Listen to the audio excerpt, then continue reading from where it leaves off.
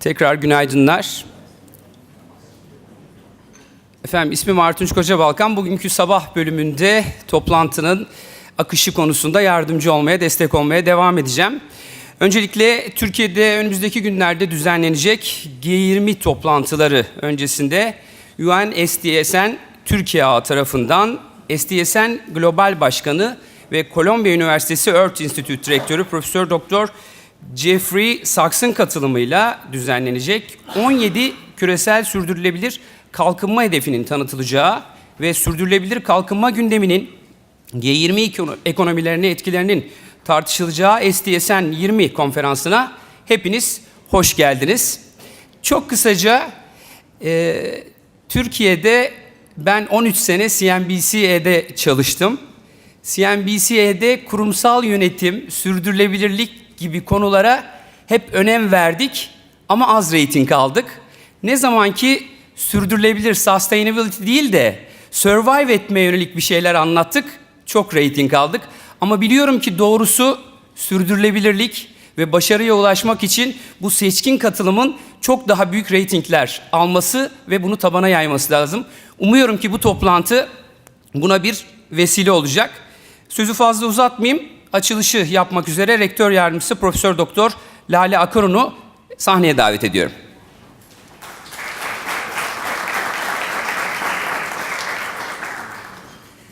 Değerli konuklar, hoş geldiniz. Sizi Boğaziçi Üniversitesi adına hoş geldiniz derim. Boğaziçi Üniversitesi 150 yılda devirmiş bir üniversite.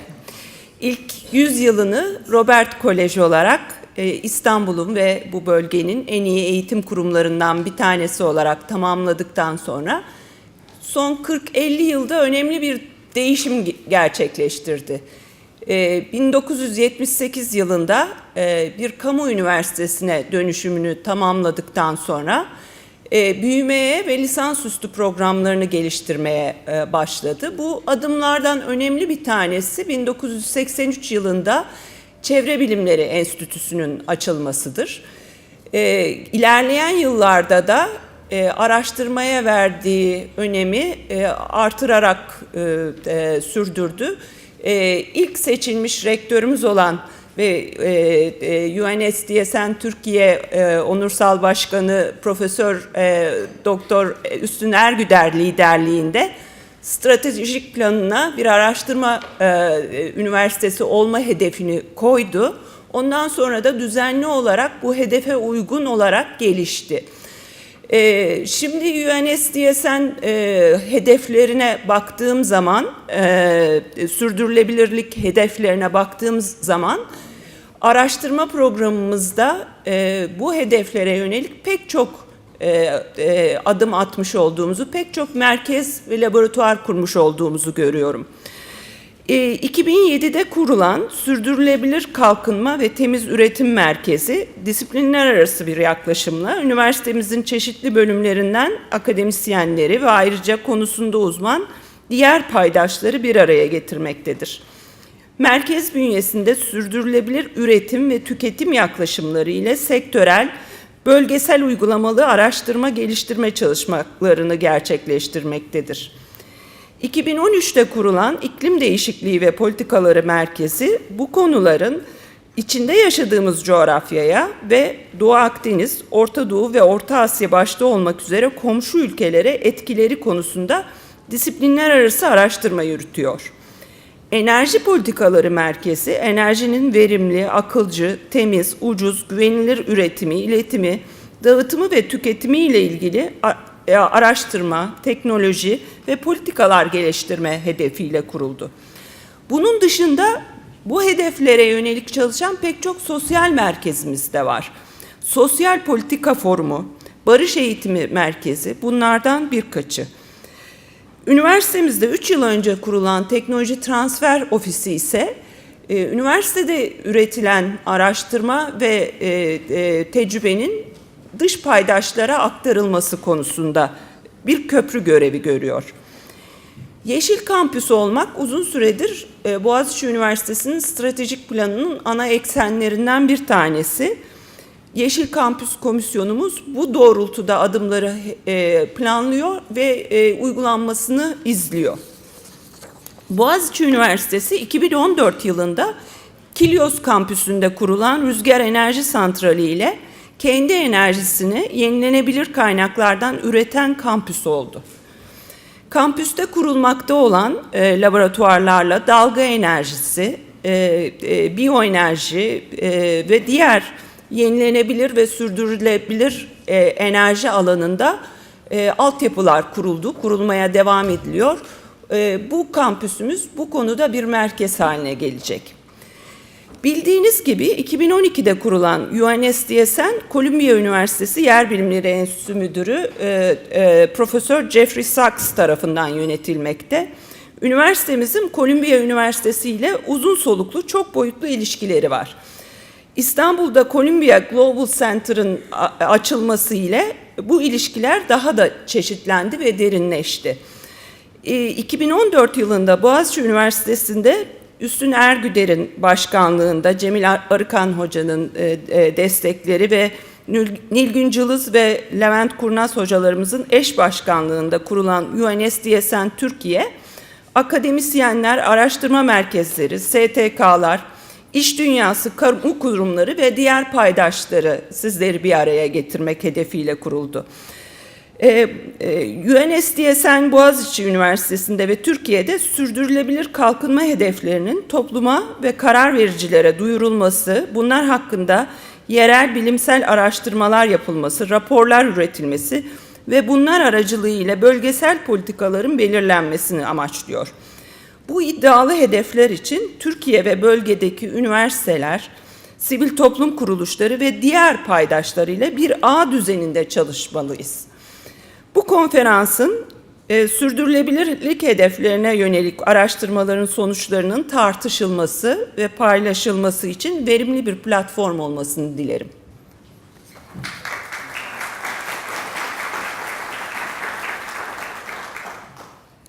Efendim, açılış konuşmasını yapmak üzere Birleşmiş Milletler Sürdürülebilir Kalkınma Çözümleri Ağı Türkiye Liderlik Konseyi Başkanı ve Boğaziçi Üniversitesi eski rektörü Sayın Profesör Doktor Üstün Ergüder'i davet ediyorum.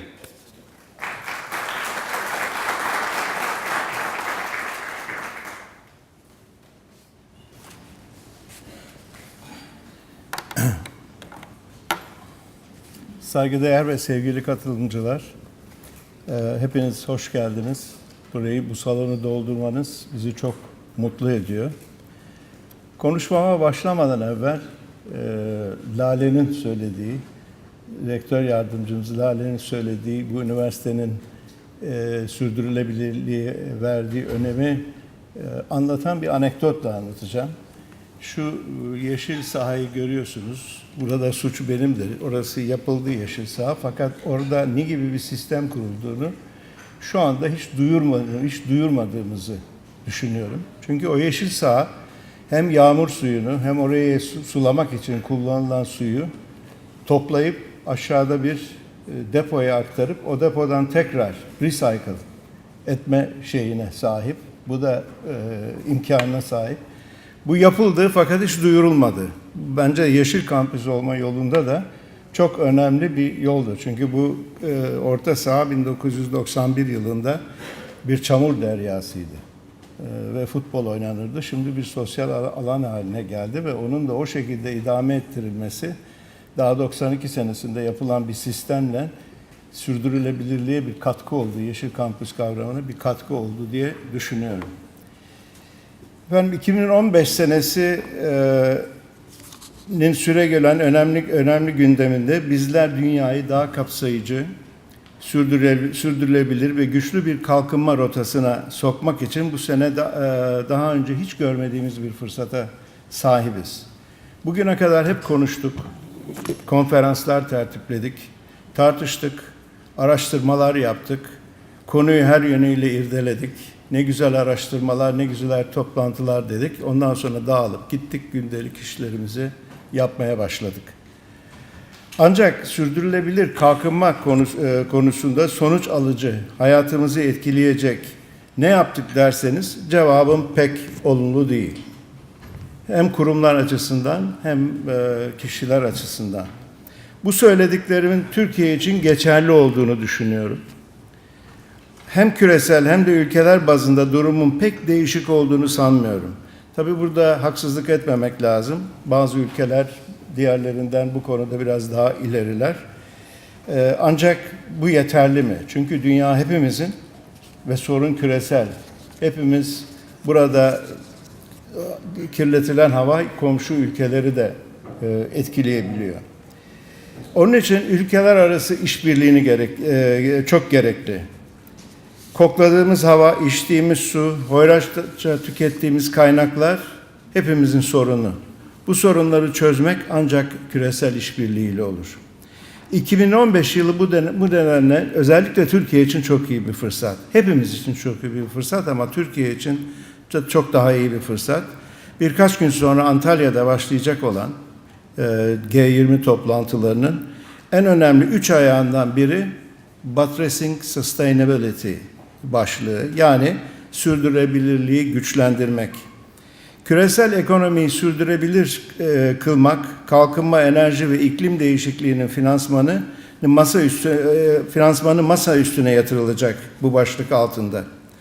Konuştuklarımızı, tartıştıklarımızı, edindiğimiz bilgileri hayata geçirmek için çok iyi bir fırsat var önümüzde. Yoksulluğu ortadan kaldırabilir, herkes için refah içinde hayatlarını sürdürülebilmesini sağlayabiliriz. Eşit ve onurlu bir dünyaya rehberlik edebiliriz. Bu önemli fırsatı gerçeğe dönüştürmek bizlerin bu konuda ne kadar ısrarcı, odaklı ve işbirliği içerisinde olacağımıza bağlı.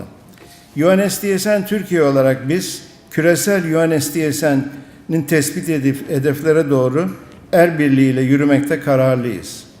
Bu amaçla Boğaziçi Üniversitesi'nin ev sahipliğinde üniversiteler arasında işbirliğini sağlamak ve ekonomimizin değişik sektörleriyle köprüler oluşturmaya var gücümüzle çalışıyoruz.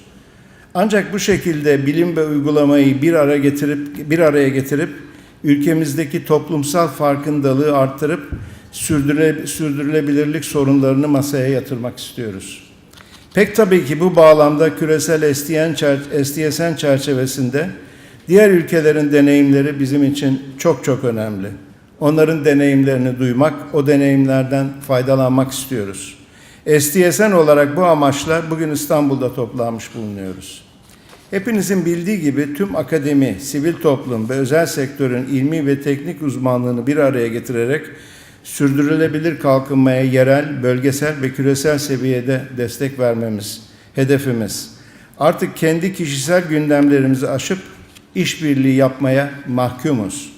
Dünyayı ancak birlikte öğrenmeyi hızlandırarak, birbirimizden öğrenerek, yapılan çalışmaları bütünsel hale getirerek daha iyi bir yer yapabiliriz. Önümüzdeki sürede ancak böyle ekonomik, sosyal ve çevresel zorlukları aşabiliriz. Bu amaçla çok önemli gündem maddelerimiz var önümüzde. Bugün sizlerle G20 ülkelerinde sürdürülebilir kalkınma hedeflerini nasıl uygulamamız gerektiğini, süreçlerin ve finansmanın bu doğrultuda nasıl yapılandırılmasını, hangi öncelikler ile bu hedeflerin G20'de uygulanması gerekliliğini ve özel sektörün SDSN'in hedeflerinin de uygulanmasındaki rollerini konuşuyor olacağız. Farklı örneklere bakacağız, tecrübe, öneri ve seslere yer vereceğiz. Bu süreçte dikkatimizi gençlere çevirip bizden sonraki kuşakların sürdürülebilirlik konusunda nasıl daha bilinçli olurlar konusu üzerinde duracağız. Bu konuda UNSDSN önemli adımlar atmış durumda. Boğaziçi Üniversitesi'nde de başlatılan Youth Initiative bu yönde Türkiye'de atılmış önemli bir adım. Bu konuda Nilgün Cılız hocamızın liderliği için kendisine ayrıca çok teşekkür ederim. Üniversitelerimizde sürdürülebilirlik çerçevesinde başlatılan Mass Online Courses, yani Türkçe'de, İngilizce MOOC deniyor, Türkçe'de de kitlesel açık çevrim içi dersler. Bunu güzel olmuyor her neyse, MOOC'un karşılığı olarak. Gençlere verilecek eğitimin yanında onları dünyayla eklemlendirme potansiyeline sahip. Çok değerli katılımcılar, her birinizin katılım ve destekleri önümüzdeki hedeflerin etkili bir şekilde sahiplenebilmesi ve uygulanabilmesi için çok çok önemli. Sizlere bugün burada bulunduğunuz ve katılımınızla bizi yüreklendirdiğiniz için çok teşekkür ederiz. Ayrıca Sayın Rektör Yardımcımıza da çok teşekkür ederim. Üniversitenin, bu güzel üniversitenin, bu güzel tesisleri bize tahsis ettiler. Ev sahipliği için Boğaziçi Üniversitesi'ne de ayrıca teşekkür ederim. Huzurunuzda bu konferansın hazırlanmasında desteklerini esirgemeyen Cemil Arıkan Başkanlığındaki SDSN20 Yönetim Kurulu'na, ev sahibimiz Boğaziçi Üniversitesi ve Rektörlüğü'ne, eş başkanlarımız Levent Kurnaz ve Nilgün Cılız hocalarımıza teşekkürü bir borç bilirim. Bu toplantının başarılı olmasında belki de en büyük pay siperlerde savaşanlarındır. Geceyi gündüze katarak fedakarca çalışan koordinatörümüz Bahar Özay'a içtenlikle teşekkür ederim. Bahar, bir ayağa kalk da görsün herkes seni. Ayaktasın. Değil. Bahar, çok teşekkürler, minnettarız. Bahar'ın yönetim ve denetiminde en ufak ayrıntıya kadar ilgilenen, koşuşturan, çözüm üreten, fedakarca çalışan, fedakarca ve gönüllü çalışan SDSN ekibi mensupları, değişik üniversitelerin öğrencileri, Çağla Fadıllıoğlu. Burada mısın Çağla? Ayağa kalk. Batuhan Görgülü, Burkay Göknar, Aslı Mercan ve Ezgi Memiş. Çocuklar, hepinize çok çok teşekkür ederiz. Hepimiz adına sizlere minnettarız. Sizlere gayet güzel bir konferans dilerim. Teşekkür ederim.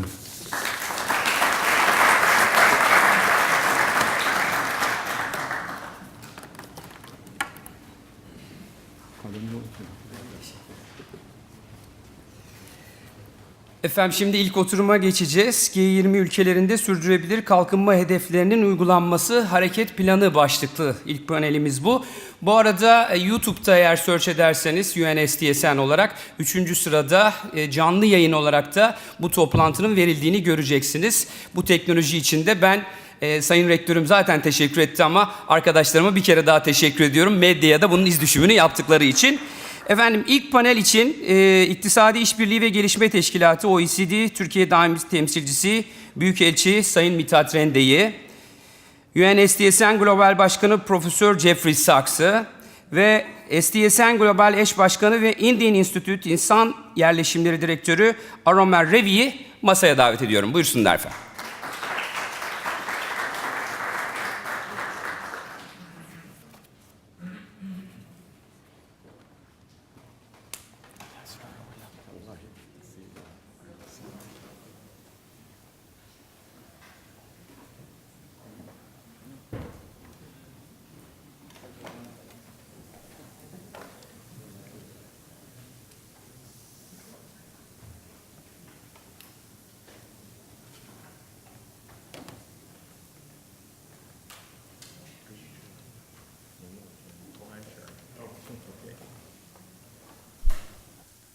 My, oh my.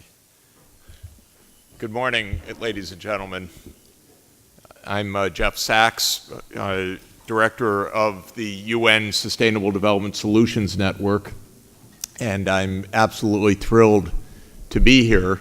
And I'm told that I'm chairing this session, so I am very pleased to do that. And I think I'll start by making a short presentation of where we stand in the Sustainable Development Goals, and also why it's so important and why we're so grateful for SDSN Turkey and Boğaziçi University and all of the partner universities of SDSN Turkey to be hosting all of us coming from around the world today, just on the eve of the G20. So I think I'll stand up and make a short presentation.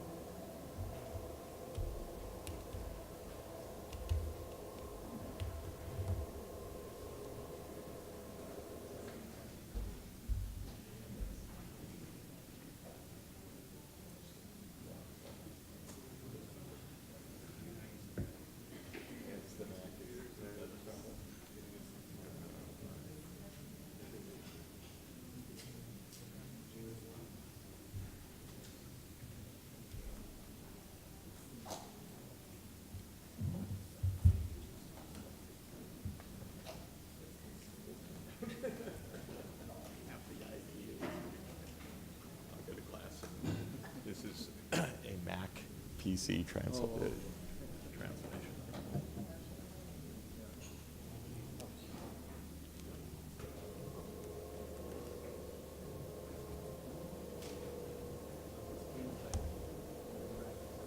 we go.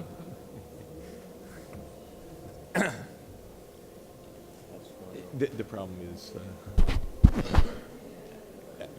I sent this from a Mac, and so we're having problems of Mac PC cooperation.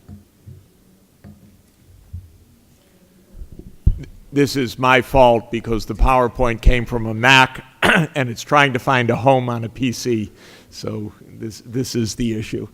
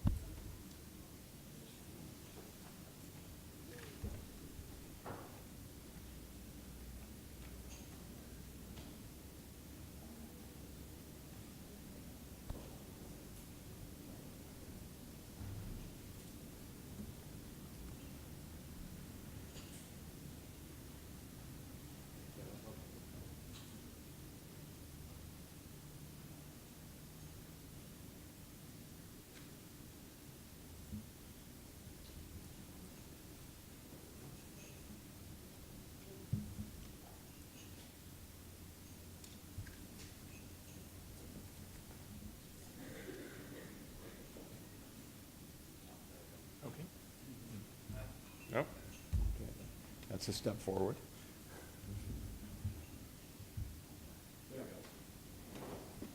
Good. Not a problem.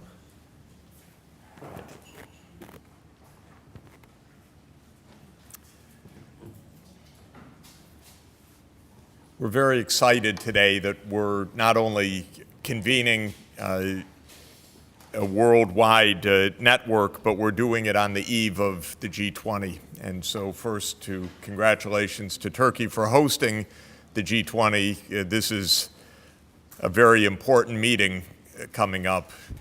A lot of problems, a lot of issues, and also, aside from all of the normal issues of the G20, it is a meeting on the eve of the climate change conference, which now is less than 3 weeks away, and is probably the most important test that the SDGs will face. Certainly, it's the first test of the Sustainable Development Goals in their infancy. So this is an extremely important meeting, and I'm very grateful that the Sustainable Development Solutions Network is able to convene what we hope will be an annual SDSN20. In other words, universities from the G20 countries meeting every year on the eve of the G20 so that our network can really have its full input and I hope impact on moving forward the Sustainable Development Goals.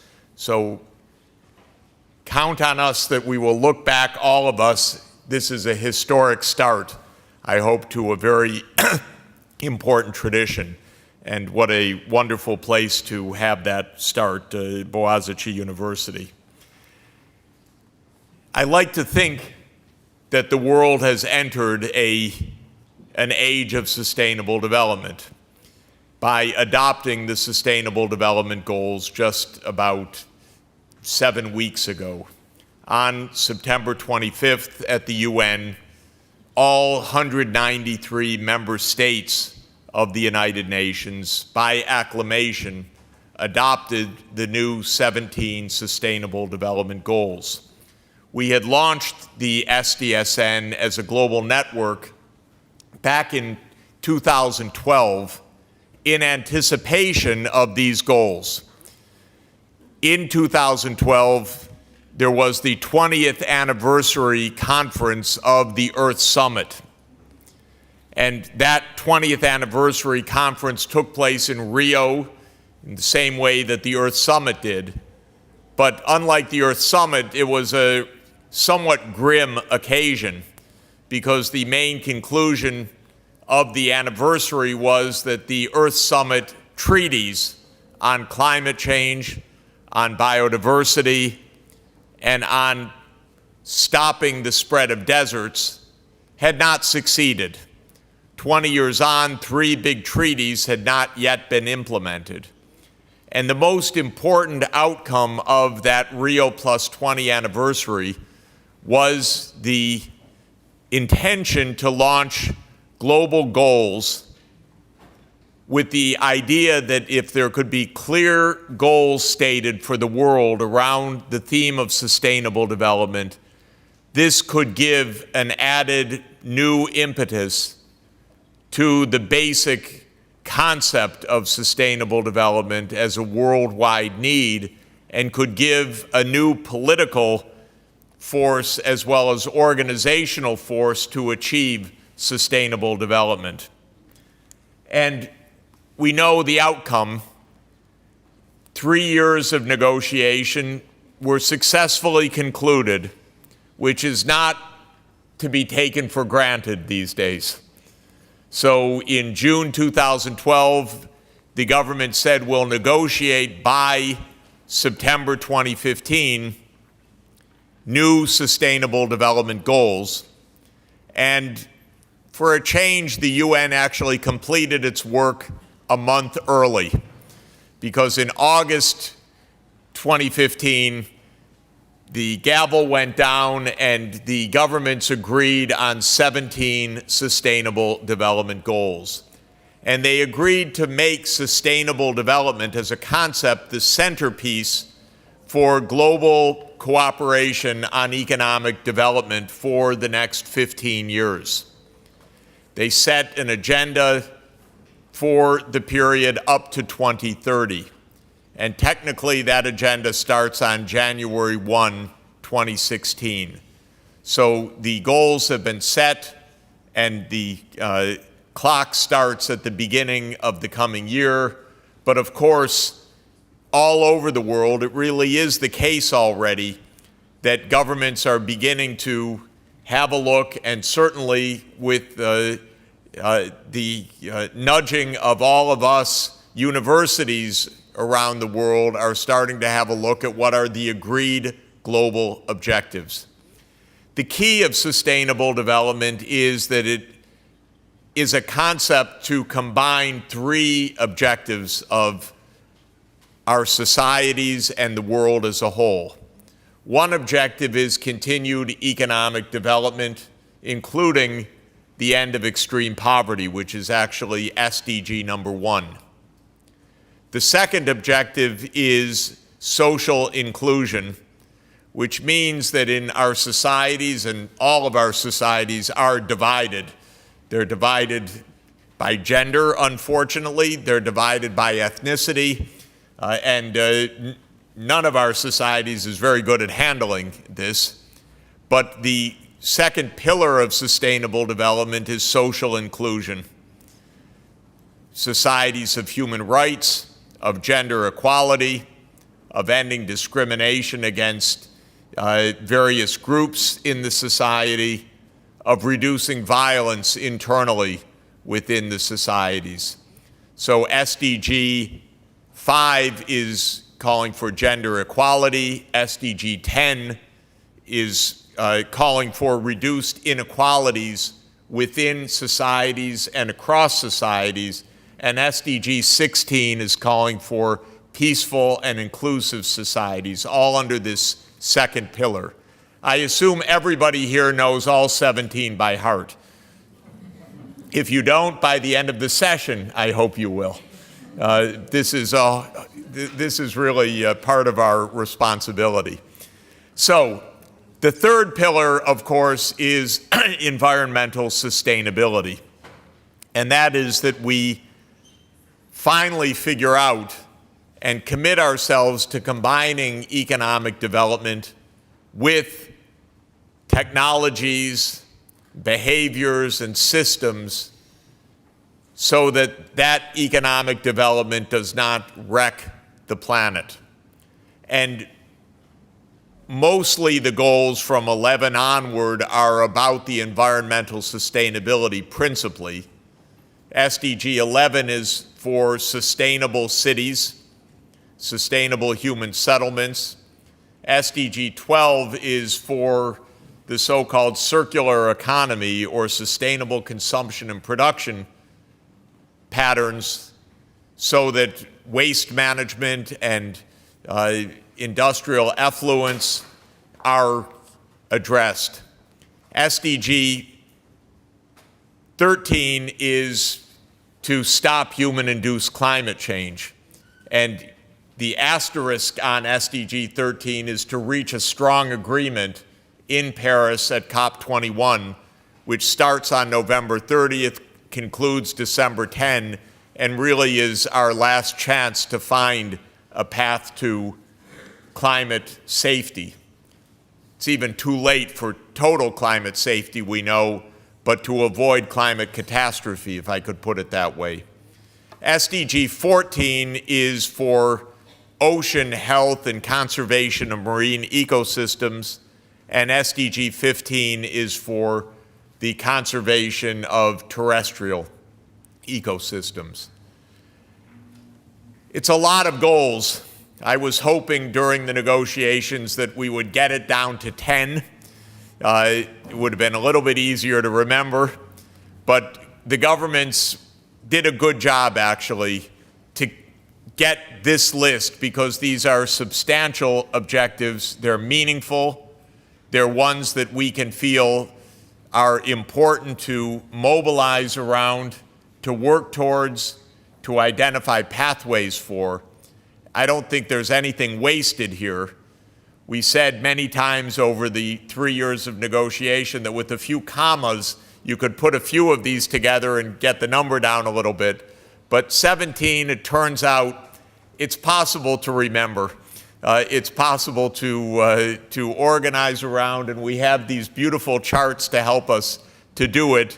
And I think that we are now in a position to embrace these objectives, understand them, and help to move forward. If we package them a little bit better, let me just mention a few of what I regard as the thematic high points. First is the world is still following up on the Millennium Development Goals, which were in place from 2000 until now to fight extreme poverty, but this time with the presumption that we can end extreme poverty at the end of the SDG period by 2030. So the headline goal is to end extreme poverty. But goals number 1, 2, 6, and 7, 6 being for water and sanitation, 7 being for universal access to energy services, and goal number 2, to end hunger, that package is a continuation of the Millennium Development Goals. A second huge theme, of course, is to decarbonize the energy system. This is the single overriding step of addressing climate change. And for the first time, our governments are really using the language of decarbonizing the energy system. And this was important in the G7 communique earlier this summer, and I hope that the G20 will also be very clear on this point, that this is the essence of what needs to be agreed in Paris. And for us as a network, it's one of the biggest challenges analytically.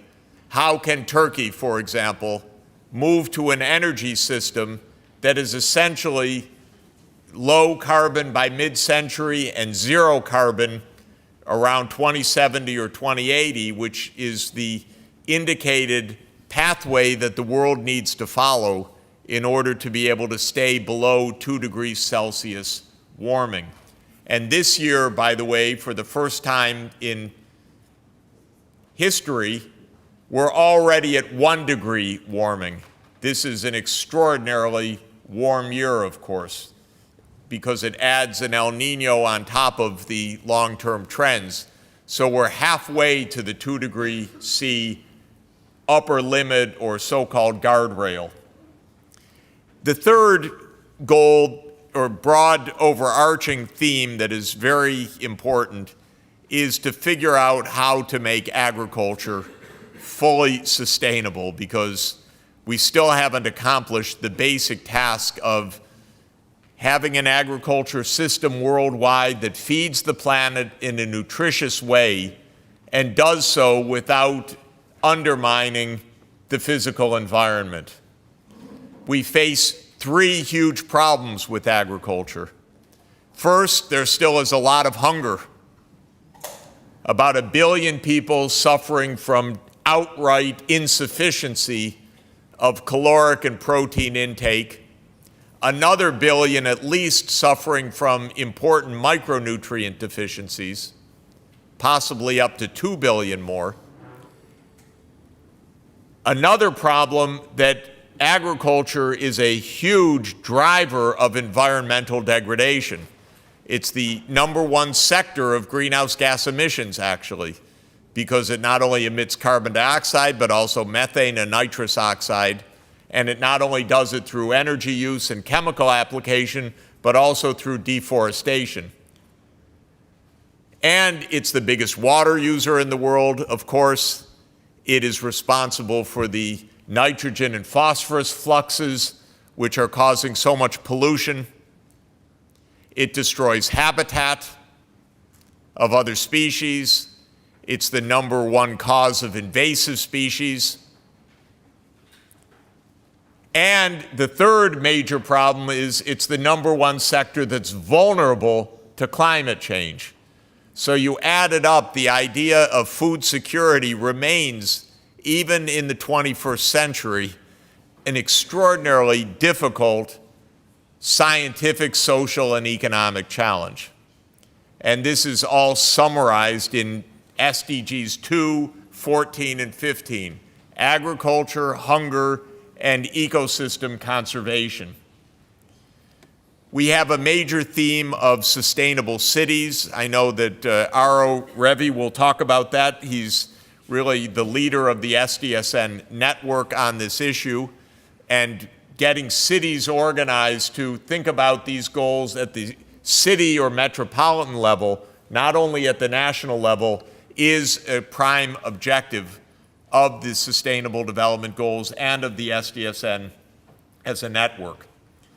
Again, an industrial economy that is environmentally sustainable is another huge theme. Universal access to social services are SDGs 3 and 4, health and education. I'll show you one picture. I think that I included it, but it's in the wonderful report that you have received by the Bertelsmann Foundation. Is Christian here? Congratulations to Christian Kroll, who has done an absolutely superb job, thank you, of giving us an initial benchmark for the high-income countries in almost all of the G20. I don't know if it's all of them, but almost all of them, at least on the list. But you'll see that there are huge challenges of the quality of education at the primary and secondary level. And now that we're measuring what's actually being learned or what's not being learned, we find that it's more dramatic than we might have suspected. Of course, SDG 8 is a theme that is dear to the heart of any politician around the world, and that is decent jobs, especially for young people and especially in a rapidly changing world economy.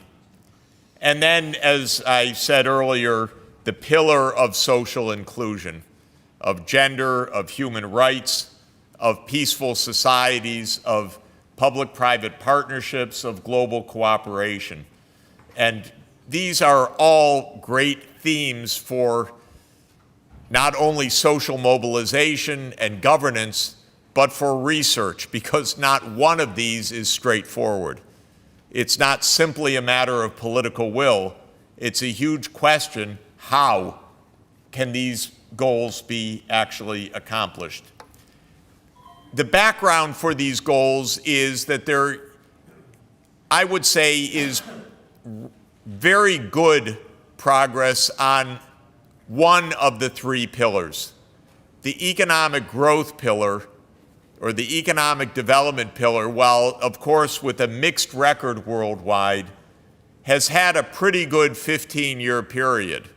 Poverty rates came down sharply in the world, and the headline of the Millennium Development Goals, which was to cut the poverty rate by half by this year compared to the rate in 1990, was much more than accomplished.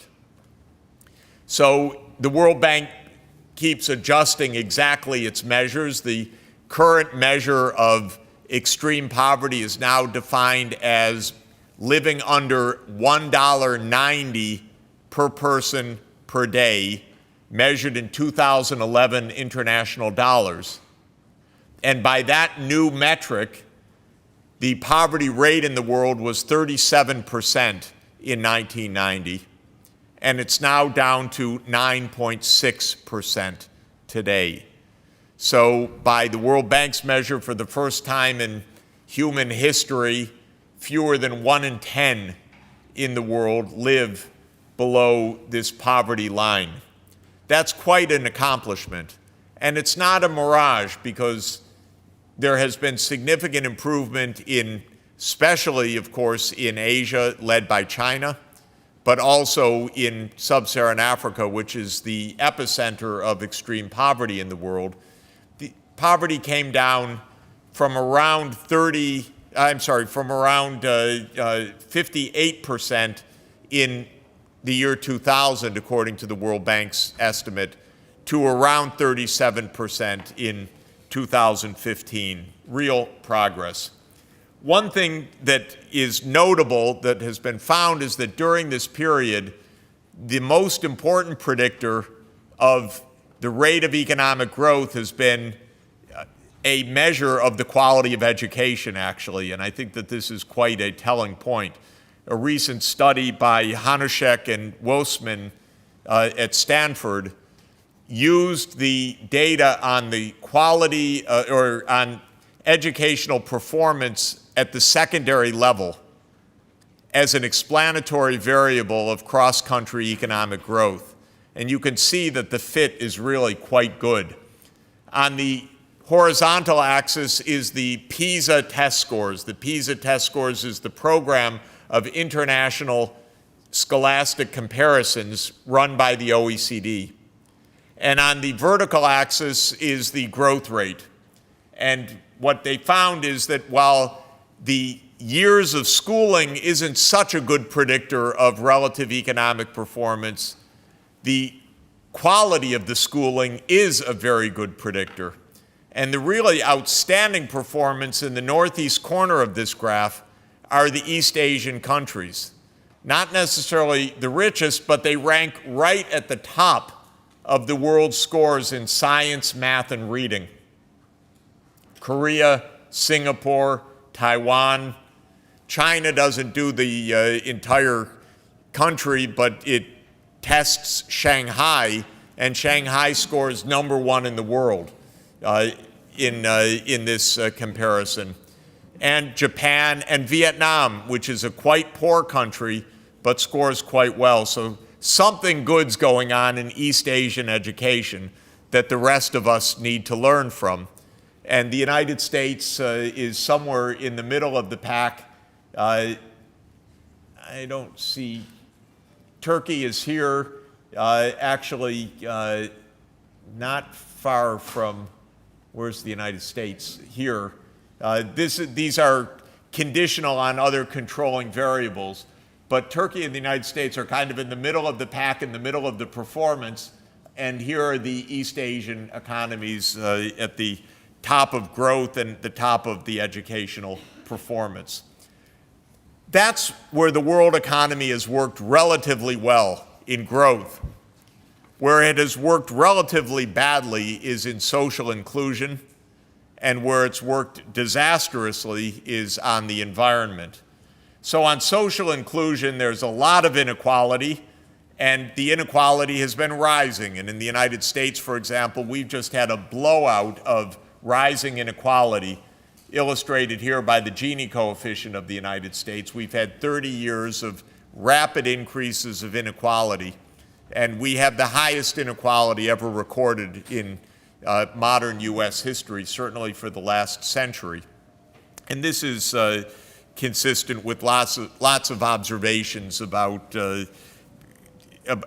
rich-poor gaps in U.S. society, but this is observed in many, many parts of the world. And even more dramatic, of course, has been the environmental failures.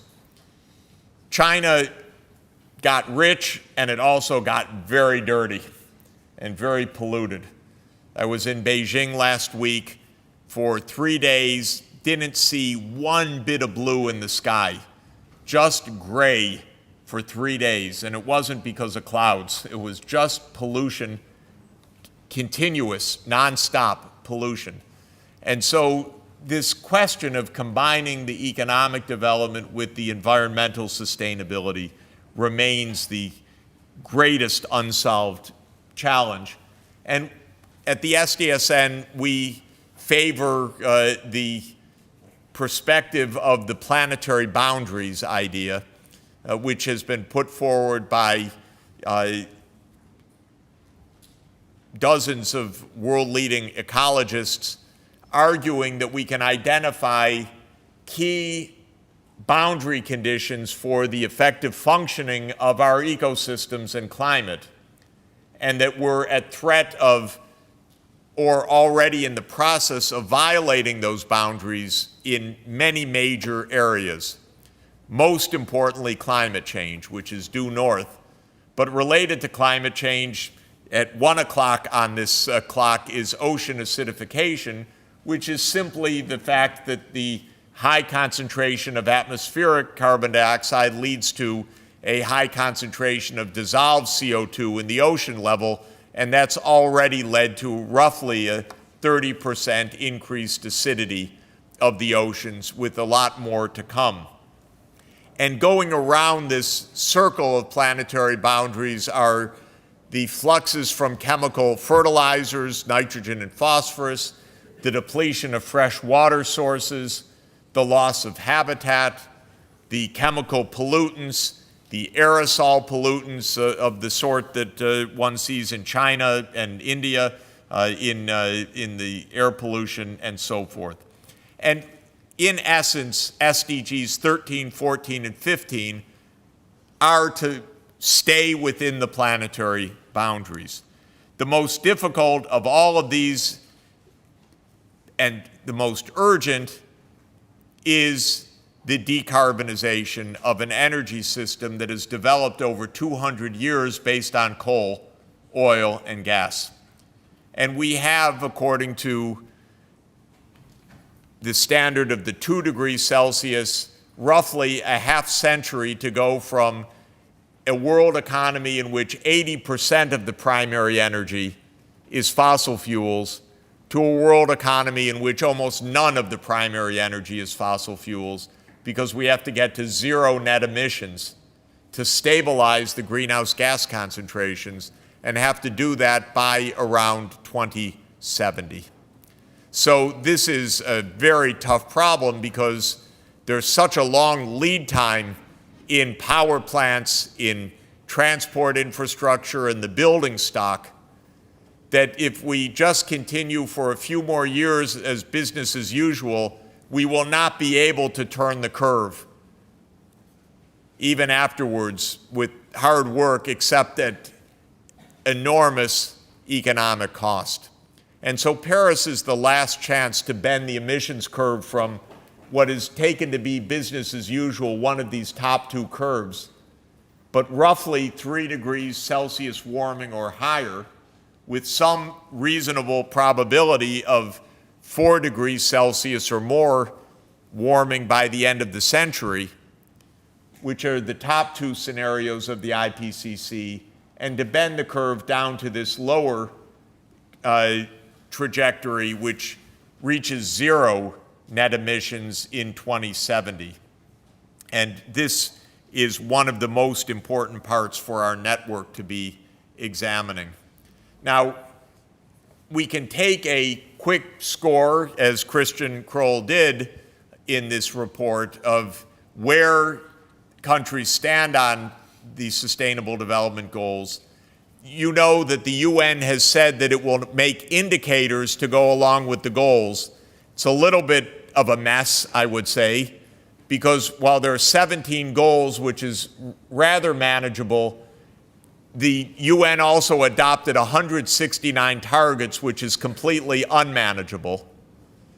And fortunately, they said every country needs to set its own targets using these global targets as guidelines, because 169 is too much. But in addition to the goals and targets, the UN will propose indicators by next March. And there may be 100 some indicators in the end. But Christian took 2 per goal, I think. Is that right? So 34 indicators, and came up with a quick SDG indicator, which I think is enormously useful, and as useful certainly as having 150 or 200 indicators. We really learned something from this.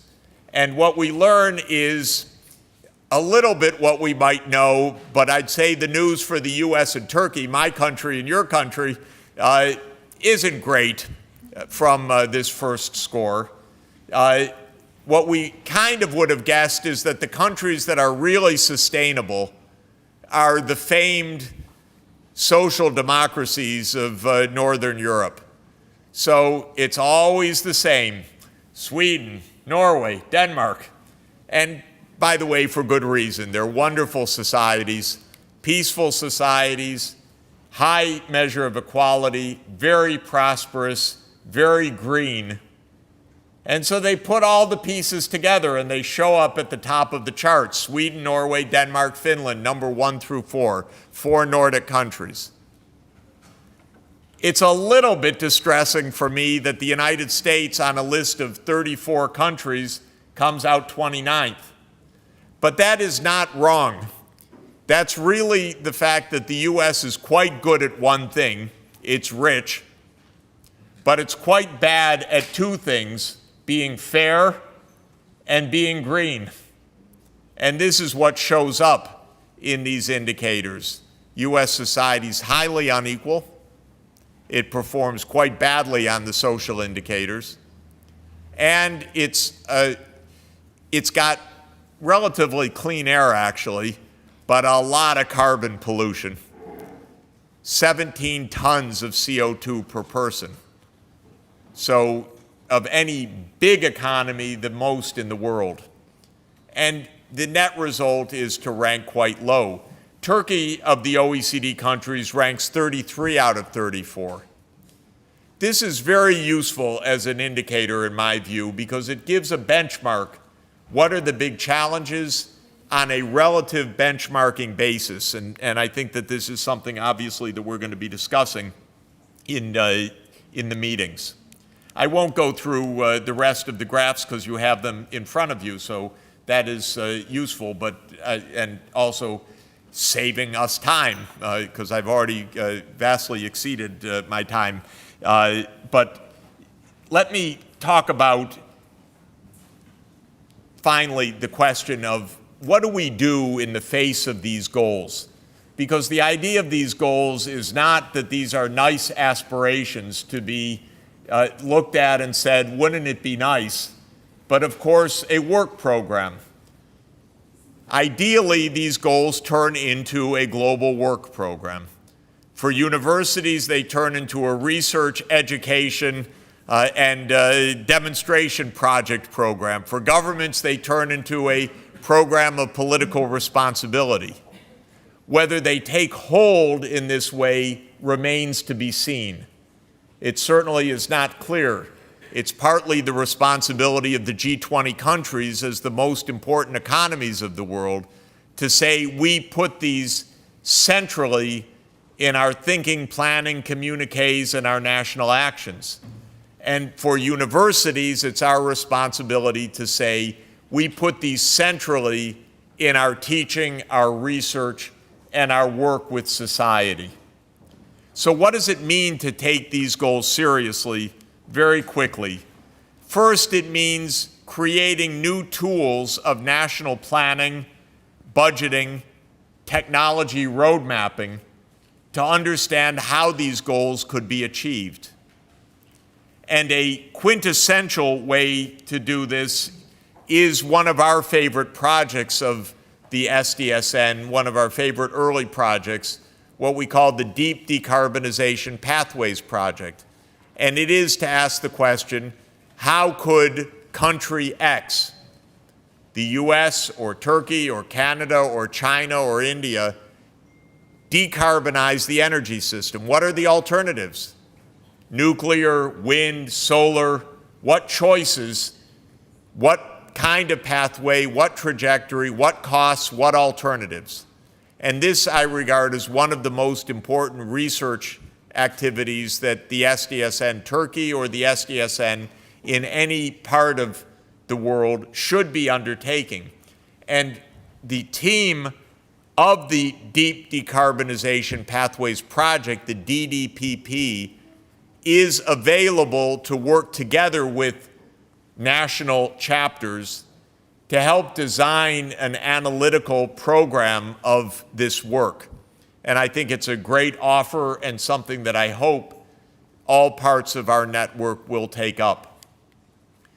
Of course, the second thing that we need to do is to form networks of the universities, the World Business Council on Sustainable Development, which is represented here with its Turkey chapter, civil society organizations, and government to say the SDGs are a complex, multi-stakeholder process, and we need complex convening across the scientific community, the business community, civil society, and government. It's a new kind of governance if we're going to do it. Our governments don't necessarily think this way or act this way, but I don't think the SDGs are going to be achieved other than through a multi-stakeholder process. And one of the major ideas of having a Sustainable Development Solutions Network is to convene these kinds of discussions. And by the way, convene them not only with national government, but with city governments, with the government of Istanbul, with the governments of cities around the rest of the country, with the universities in those regions for the brainstorming, because a lot of the work that needs to be done is subnational work. Third is rapid deployment of new technologies, especially information technologies, because that's our most powerful single tool that we have right now. What kinds of new technologies, new applications, smart grids, smart systems can be deployed for meeting these goals and for measurement, for monitoring, for remote sensing? So there's a lot of great work to be done in deploying cutting-edge technologies for the Sustainable Development Goals. Another area, of course, is public awareness and public education and citizens' engagement, because it's pretty clear that these goals cannot be met except through an active involvement of the public. Because one of the things that's happening all over the world is that even when there are good ideas about what to do and good technologies, if the public doesn't accept that, it's not going to happen. And so without public engagement, we're not going to make it. So just to say our network continues to grow. It continues to expand now to around, we estimate more than 300, I don't have the most recent count, but Maria would. About 350 member universities. We have a new partnership started with UN Academic Impact, which is a network that was established for establishing norms of global citizenship through university education that will greatly increase the membership of the SDSN. And I'm delighted that here today, not only do we have SDSN Turkey, which is, of course, vibrant, and we're grateful and thrilled for your work. We also have representatives of networks from around the world and from the Global Secretariat.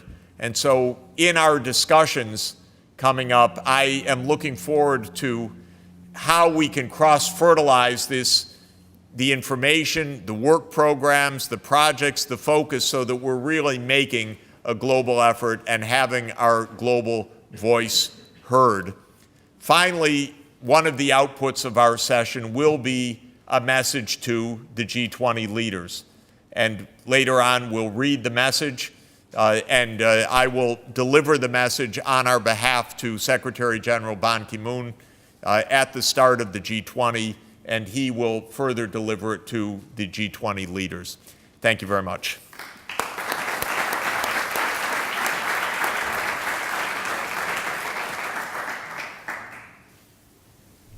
Now it's my enormous pleasure and honor to introduce Ambassador Rende, who is your ambassador to the OECD. And we're really honored that you're here, Ambassador. And since also the OECD is so centrally involved in these issues, I'm sure you're going to bring some news from there as well.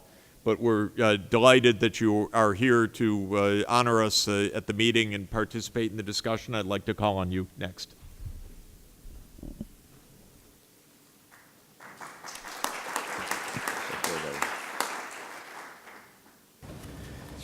Sayın Rektör Yardımcısı Lale Hanım, çok değerli hocalarımız, özel sektörün, sivil toplum kuruluşlarının ve basın ve medyanın saygın temsilcileri, hepinizi saygıyla selamlıyorum ve burada Boğaziçi Üniversitesi'nde olmaktan duyduğum memnuniyeti ifade etmek istiyorum.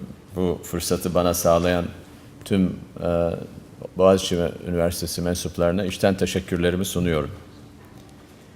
Ben konuşmamı İngilizce hazırladım. Beni mazur görün. Tercümanlara da teşekkür ediyorum peşinen. Yavaş okumaya çalışacağım. Dolayısıyla umarım bir sorun olmaz. Distinguished participants, ladies and gentlemen, it's a privilege for me to have the opportunity to address such a distinguished audience. I would like to thank the UN Sustainable Development Solutions Network Turkey, its honorary chair, Professor Üstün Ergüder, and Associate Professor Cemal Arıkan, President of the Executive Board, as well as our host today, Professor Gülay Barbarosoğlu, in her absence. Thank you so much for having this very important event, a timely event, just ahead of two major summits, international summits, namely the G20 Leaders Summit in Antalya and COP21, the Conference of the Parties in Paris. I also extend my sincere thanks to the distinguished moderator of this panel, Professor Jeffrey Sachs, for his momentous contributions in the adoption process of the SDGs and the 2030 Agenda in general. It's quite challenging to speak after Jeffrey Sachs. Thank you for a most comprehensive and stimulating presentation and speech. Let me start with a few remarks on the current economic and political challenges that the global economy and the international community is currently confronted with. Dear friends, the global economy has gone through an unprecedented economic crisis in 2008. The worst part may be over, but we are not out of the wood just yet. We are faced with slow growth, unemployment, low trade flows, rising inequalities, fall in investment, and an overall lack of trust and confidence in governments, international institutions, and markets.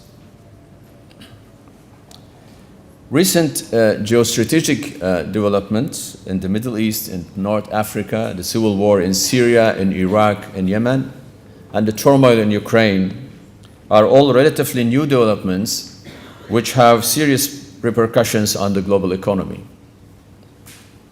Another major challenge of a regional and global magnitude is the irregular migration and the refugees crisis. The ongoing Syrian refugees crisis has far-reaching implications for Turkey and the international community as a whole. As a result, Turkey is now host to the world's largest Syrian community. Obviously, these challenges have direct bearing on the topic of sustainable development. Issues such as poverty, inequality, unemployment, poor education, climate change, scarcity of natural resources, environmental degradation, food insecurity, and lack of access to energy, water, and sanitation have negative implications for our societies. Dear friends, the economic crisis showed us how vulnerable and interdependent our economies are. We saw that the system lacked not only resilience, but also institutional capacity to accurately assess and address the root causes of the crisis. Plus, the crisis aggravated the already existing institutional problems faced by our economies and societies. As painful as this was for the world, this situation led us to seek new ways and approaches to creating a more inclusive and resilient economy where all segments of our societies are able to live in dignity.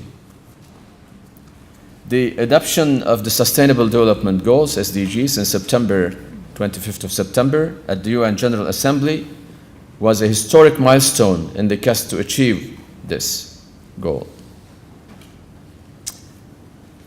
The 2030 Agenda, including the SDGs, together with financing of development, provide a comprehensive and robust framework for a sustainable world. The Millennium Development Goals, the MDGs, helped to lift more than 1 billion people out of extreme poverty. And now the SDGs are designed to further MDGs in an ambitious manner. Alongside poverty eradication, food security and nutrition, health and education, access to energy for all, these people-centered and planet-sensitive 17 goals and 169 targets set a delicate balance between the economic, social, and environmental aspects of sustainable development. And now I would like to have a few remarks on the importance of access to energy for all, goal number 7, because I cover also the International Energy Agency, and I'm also a member of the governing board, and the new executive director, Fatih Birol, has just recently briefed all OECD ambassadors on the situation and the role of energy, not only regarding boosting growth, but also climate change. So let me just say a few words on access to energy for all and goal number 7.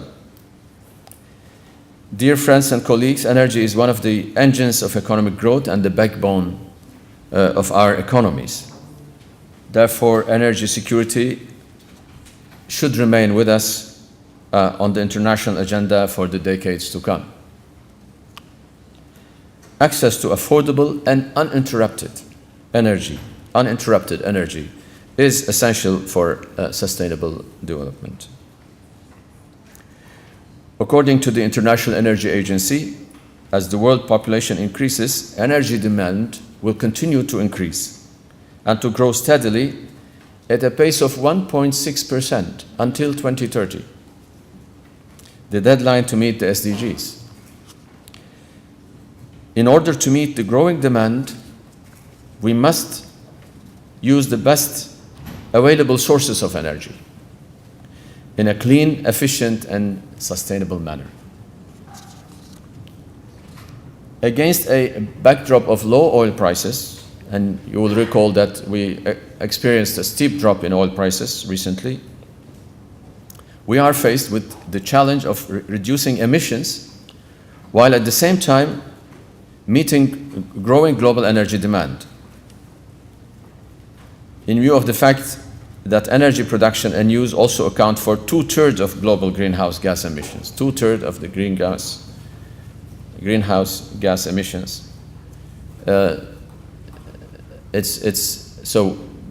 It's not an easy task for us to do the two things, to meet the two objectives.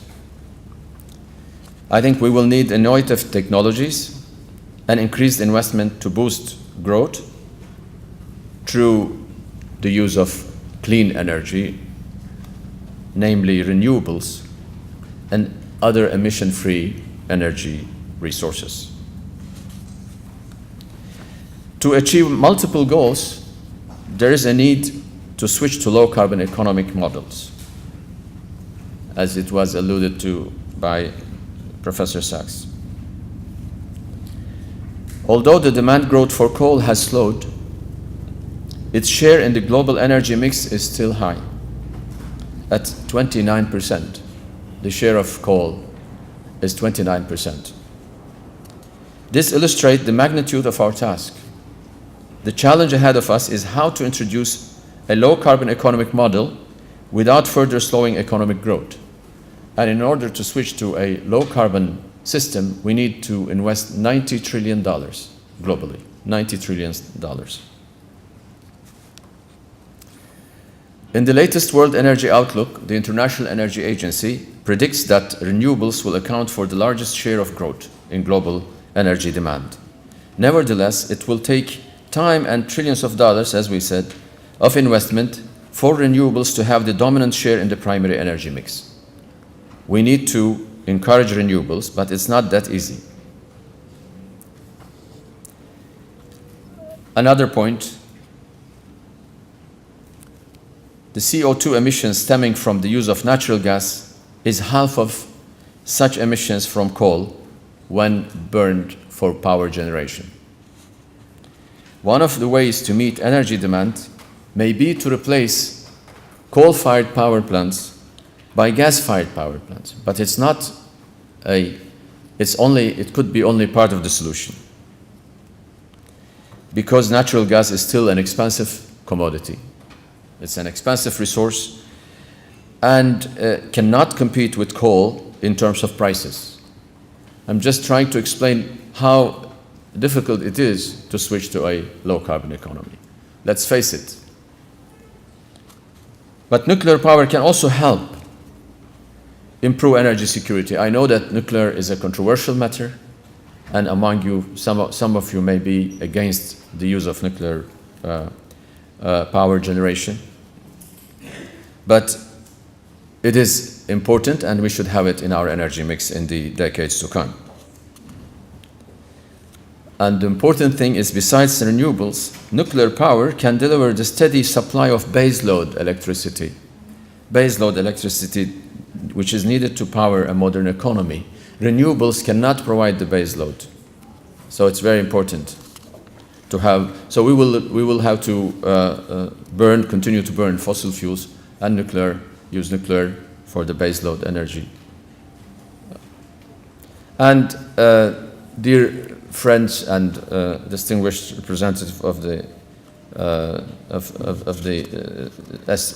NGOs especially, I would like now here to deal with climate change, SDG 13, and Professor Sachs said so many important things on this matter.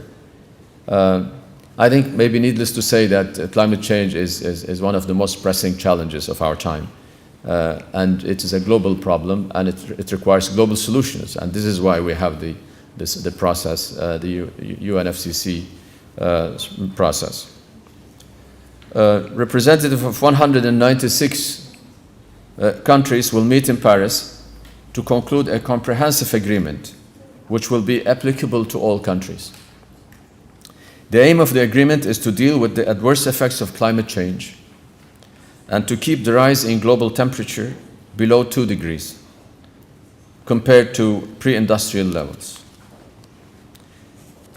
The big task of the international community is to bring the negotiation process to a successful conclusion.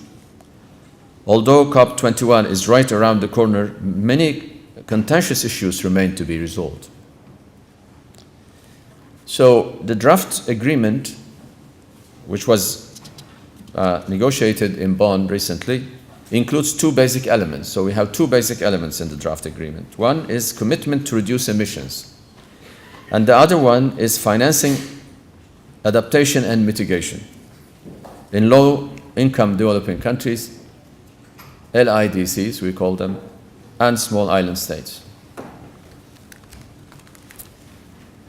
It is encouraging that so far 156 countries have declared their intended nationally determined contributions, the INDCs, to reduce emissions. INDCs are designed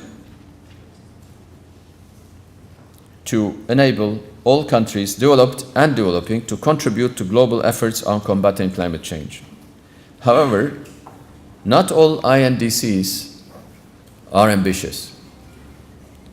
In addition, some of the commitments made may not be measurable or verifiable. According to recent analysis, the commitments made to date would lead to 2.7 degrees increase in global temperature by the end of the century. So instead of 2, according to the commitments made, it will lead to 2.7. So it's not enough, we have to do more. Yet there is still reason for optimism. Prospects for an agreement have improved, especially after the US-China declaration on March 2014, in which the 2 countries expressed their intention to reduce emissions. And also we have the recent French-China declaration. And the third positive development, I believe, is the pledge of $2 billion to the Green Climate Fund. It's also important. It's not enough, but it's an important pledge. So I would like also to highlight one more point, and that is the African countries. 90% of the African countries made commitments, 2/3 of the Europeans and 1/3 of the Middle East and North African countries. So we should encourage those who have not yet made pledges, those countries. And I hope that they will do so before COP21 in Paris. The role of private sector is very important, and I hope that the private sector will do its part to fight this global challenge.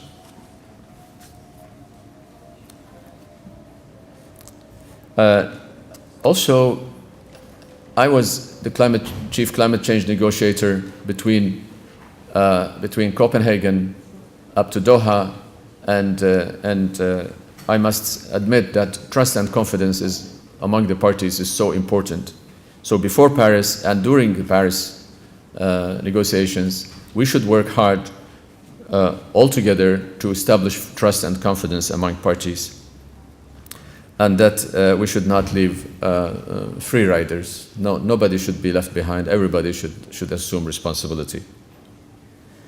The G20 Turkish presidency is working with other G20 members to send a strong political message from the Leaders' Summit in Antalya to support the negotiation process.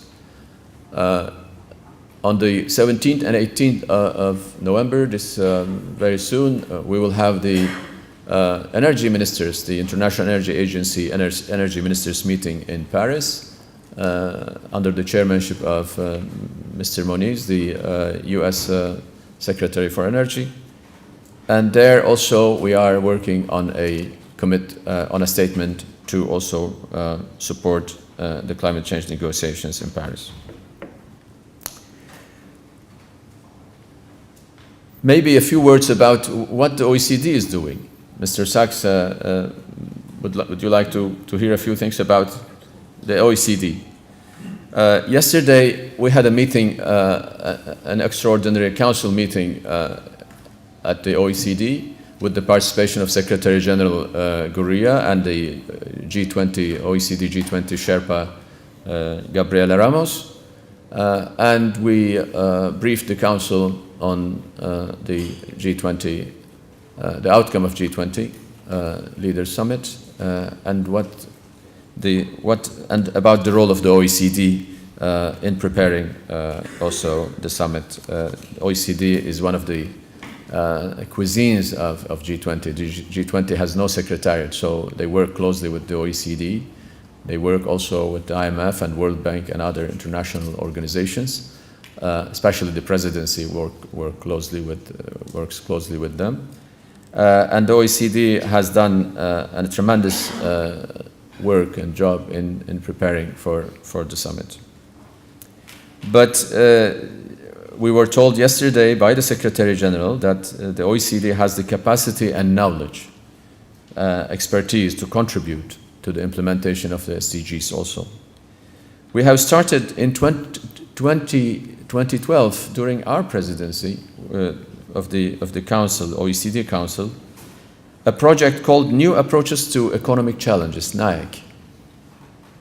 It is an initiative, an innovative project to better understand and meet the multiple challenges we face. NAEC was initially launched with a view to dealing with the root causes of the crisis and to formulate new policies, to provide a better policy advice for the international community so that we could prevent future economic crisis. So NAEC is an important project. We have also, in the support of the SDGs, we have developed policy framework for investment, and 30 countries are enjoying this service. And then also the GVCs, Global Value Chains. The SDGs promise to leave no one behind, as we said. So the OECD framework for measuring well-being and progress is another tool we believe that we can support, as measuring well-being and progress goes beyond GDP growth. Beyond GDP growth does not suffice anymore to measure well-being. We started a new project which is Inclusive Growth and Green Growth Initiative. They're both aiming at introducing a new development and growth paradigm, a growth model. And the OECD's recent study, Aligning Policies for Low Carbon Economy, is another project. It's also helping developing countries to deliver on climate commitments. I will also say a few words about the role of education, but let me turn to Turkey and the implementation of the SDGs. And here, of course, you might just hear a statement from a Turkish diplomat, because our principle, one of our principles, is to help secure in our foreign policy a peaceful, prosperous, stable, and cooperative environment which is conducive to human development. This is one of the principles of Turkey's foreign policy. And during our presidency, we have placed development at the center of our agenda. Turkey's primary focus has been to fight inequality and achieve inclusive growth by embracing the poor and vulnerable groups and enhancing the integration of developing and low-income countries into the world economy.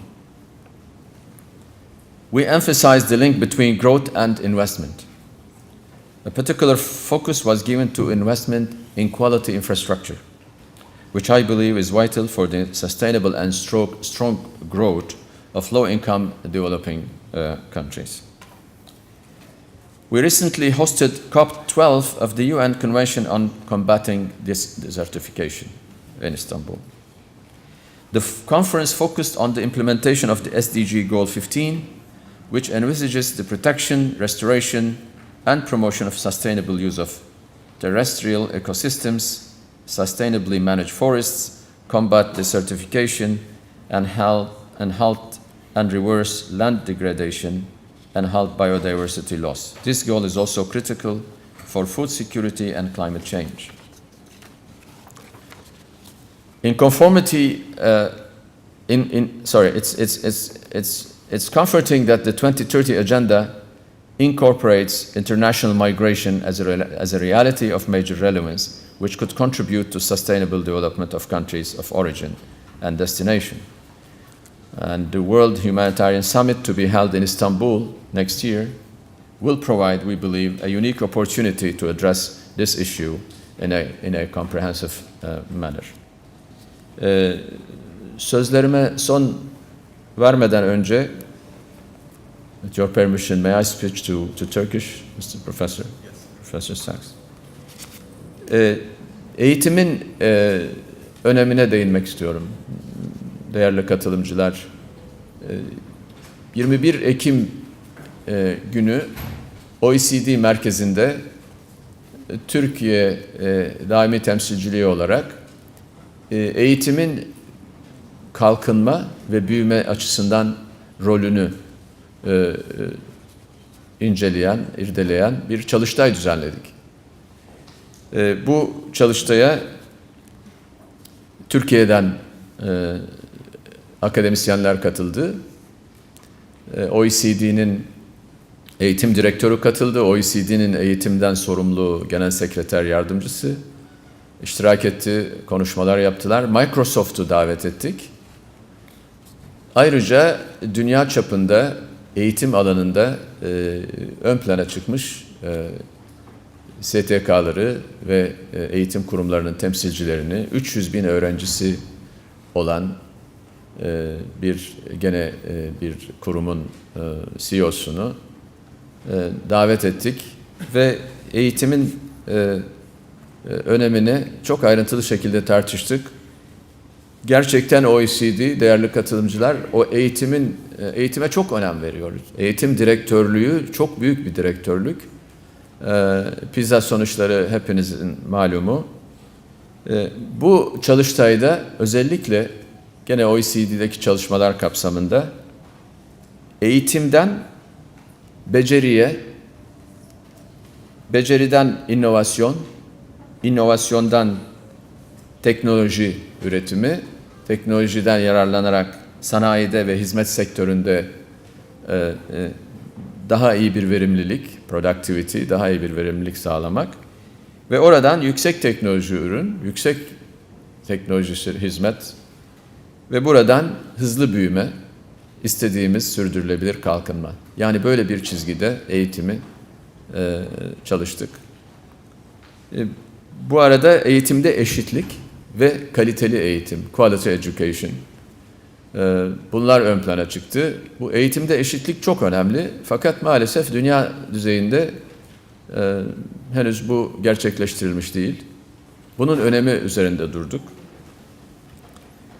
Eğitim, neden kaliteli eğitim? Çünkü gene OECD verilerine göre şu anda dünyada küresel düzeyde 500 milyon öğrenci başarısız okullarda eğitimine devam ediyor. 500 milyon öğrenci.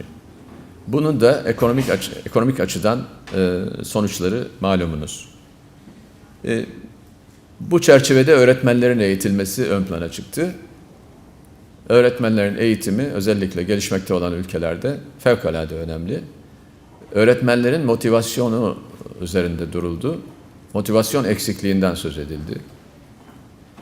Bunun da geliştirilmesi lazım. Eskiden çok gurur duyulan bir meslekken öğretmenliğin son zamanlarda özellikle bazı ülkelerde değerini ve önemini yitirdiği söylendi. Teknoloji kullanımı üzerinde duruldu eğitimde. Hangi düzeyde teknoloji kullanmalıyız? Teknoloji evet, fakat yalnız teknoloji yeterli değil dendi. Gene nitelikli hoca, teknoloji, iyi bir ortam, öğrencilerin özendirilmesi, bunların hepsi eğitimin, iyi eğitim ve sürdürülebilir kalkınmanın gerekleri olarak ortaya kondu. Bence ne kadar eğitim üzerinde durursak, bizim gibi ülkeler açısından da fevkalade önemli diye düşünüyorum. ABD Büyükelçisi'nin bir konuşmasına şahit olduk. Dedi ki bu beceri yetersizliği nedeniyle Amerika Birleşik Devletleri'nde 2040 yılında eğer gerekli önlemler alınmazsa bu sahada 46 milyon az becerili kişi işini yeni nesil makinelere devredecek, kaptıracak. Yani sadece ABD ekonomisinde 2040 yılına kadar 46 milyon kişi işini kaybetme tehlikesiyle karşı karşıya kalacak. Bu nedenle bu sözlerle bitirmek istiyorum izin verirseniz ama haliyle buradayız. Sorularınız olursa yanıt vermeye çalışacağım büyük bir memnuniyetle. Beni sabırla dinlediğiniz için tekrar içten teşekkürlerimi sunuyorum. Sağ olun.